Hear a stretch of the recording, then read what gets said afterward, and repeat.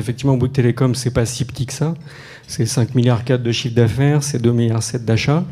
Mais en face de nous, on a effectivement un panel fournisseur qui est assez varié, mais qui a cette spécificité d'avoir des gros d'un côté et des PME de l'autre. Donc les gros, c'est ce qu'on appelle les 3 Big Five, qui sont les incontournables des télécoms, hein, c'est-à-dire les 5 majeurs des mobiles, vous les connaissez, c'est Apple, c'est Samsung, etc. Les 5 majeurs des infrastructures réseau, c'est-à-dire Alcatel, Cisco, Ericsson, Huawei, etc. Et puis après, vous avez l'IT, donc avec des gens comme IBM, comme HP, etc.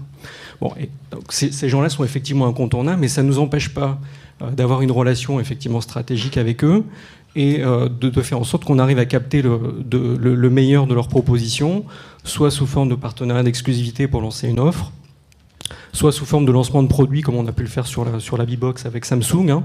La dernière B-Box Sensation a été co-designée avec Samsung, et c'est sur des produits comme ça, où finalement on a un peu de liberté de conception, alors que quand je vais demander à Nokia, sur le dernier Lumia, d'avoir une innovation partagée avec Bouygues Telecom, ça va être un peu compliqué. Le Lumia, c'est le même pour tout le monde.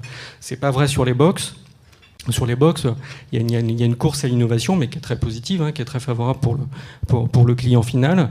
Donc, qui fait qu'on va pouvoir, avec le fournisseur, chercher une différenciation, une innovation qui va se retrouver au service du client. Et là, les achats ont un rôle important à jouer.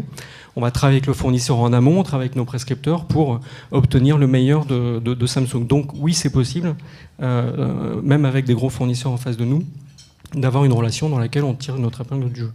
Donc sur la B-Box Sensation, on voulait un pouvoir de marque, donc on voulait que le nom de Bouygues Telecom soit associé à celui de Samsung.